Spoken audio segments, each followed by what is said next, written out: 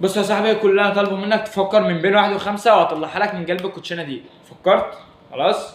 بص يا عم، بكل بساطه همسك الكوتشينه كده واعملها كده فيطلع كارتين. فاكيد انت هتختار كارت منهم يعني، اللي هو التلاتة والاربعة. تمام. فلو هو التلاتة اعمل فولو، لو هو الاربعة اكتب لي في كومنت. خلاص ماشي. واعمل حركة اكسبلور واحدة بس، يعني نفس الفيديو بتاعي يجيب 5000 مشاهدة بس، مش اكتر. ولا اقول لك 5000 لايك ولا الجو التعبان ده. ماشي. فانا في ثالثة ثانوي يا جدعان، فادعوا لي ان شاء الله انجح. ما ذاكرتش حاجة، ما ذاكرتش، ما اكدبش.